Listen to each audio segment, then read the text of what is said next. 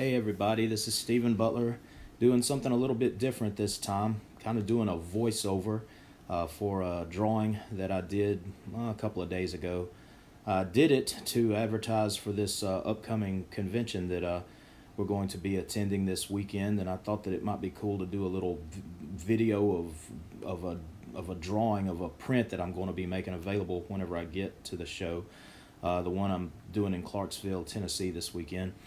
But it was too long, and we didn't have the software. It kept boogering up the cogs of the of the machine, and so we decided we were gonna do it this way. And Lily found my daughter Lily, who's putting this video together.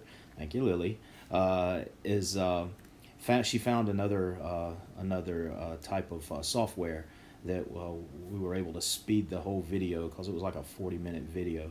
So anyway, that's just me talking about what we were doing behind the scenes with it. But what you're seeing is me penciling, going in the pencil stage, and of course it's sped up. But it's this is pretty much the way I work on every piece that I do. I'm using a lead holder pencil with a I don't know, probably 2B type lead. I like to use a softer lead. I can see it, but I live in a very humid climate down in the southeast of the United States, and so if I use like an H or something like that, it wouldn't show. It wouldn't show up, and I just can't stand to use those pencils. What you're seeing now is you probably, if you've seen any of my work, you've noticed that one of my trademark things is I put a circle around the figures a lot of times as a background, and have the character kind of pop out of the background. That was just me using a compass to lay the drawing out. Now I've started the inking process, and I'm using a Pentel pocket brush pen, which is my go-to choice for inking ever since I found out that the thing existed. Before that, I was just using a regular Winsor Newton 7 Series 7 number 4, I think. Just brush with India ink to ink all of my stuff. Well, I found this pen, and it works pretty much the same way that a brush works. It has the bristles are very similar, and it carries cartridges of waterproof ink. And man, whenever I found it, it was like a light went on in my head, and I've never used anything else since then. I don't know how many other artists use it, but that's neither here nor there. I use it for pretty much everything I do, whether it's a commission or whether it's an actual project for a company. And that's another thing I'd like to mention. Whenever I do these commissions, I hear other artists talk about, oh, this is just my convention style of drawing as opposed to my real work. Well, I don't make any difference between convention style or commission style. My commissions and my work that I do for companies are one and the same. I try to put the same amount of effort. The way I look at it, it's the people who are getting these commissions, their money is just as good as that they're paying me to do these are just as good as the companies that I work for. And so I want to give everybody their money's worth, I guess. So you see, this is me inking in pretty much everything that I've done. I don't think I've switched pens here at all. I will eventually, because I do the webs with another type of pen for that.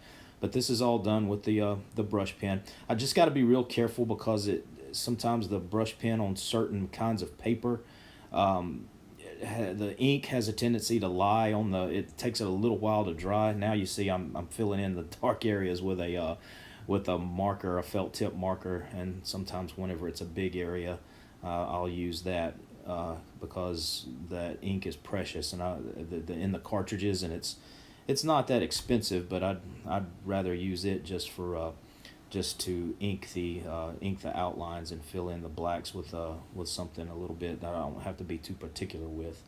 But you see a lot of the stuff that I'm doing here. It's called feathering, and it's basically feathering is whenever it's little lines that are right next to each other, and it suggests a roundness of an object, and I use it a lot when I'm doing muscle tones and things like that, and I use it a lot with the Spider-Man figures, especially since there's so much like dark shadows in his stuff. Okay, I went into my handy dandy box of markers and stuff, and it looks like I'm using a different marker now. I have no idea what I'm doing. I'm inking with a pen now.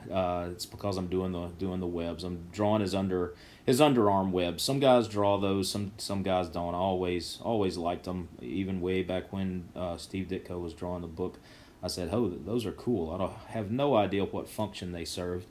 I guess that Homecoming movie that came out last year, that actually showed a function that they served, that he could actually, I don't know, glide with those things on.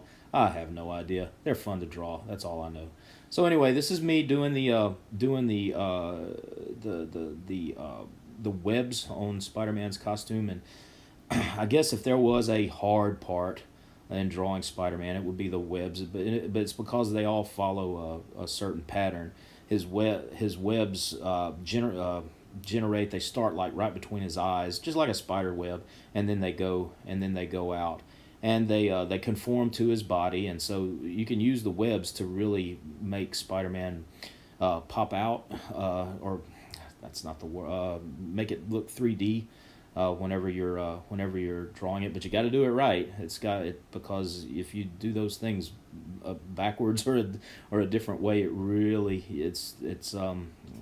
shows up in the finished product. But I've done it a time or two in my career, so hopefully I will have kind of gotten it down pat by now. But we're coming to pretty much the end of drawing the figure here.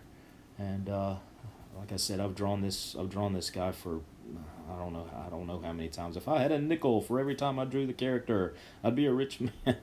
I'm drawing the webs now, the actual web line that he swings on, and I don't know why I decided to do it this way. I'm doing the whole Todd McFarlane naughty webbing that he always used to draw, which really makes no sense. It just looks cool visually on paper, but then again, a lot of the stuff that McFarlane did really made no sense in a like a real world type of real world. Listen to me, I'm talking about guys that wear their underwear flying around the city like it's a real thing. Guys, we have a silly job. And but we get to draw stuff that we thought was cool whenever we were kids. So it's kind of like being an adult doing the kind of a job that a kid getting paid to do the kind of job that a kid would love. But that's the real fun of it.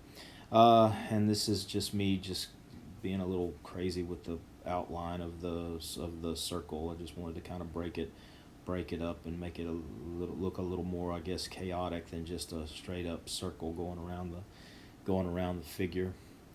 And I'm just talking to fill in time. That's pretty much it. I think I'm going to draw some burst lines coming.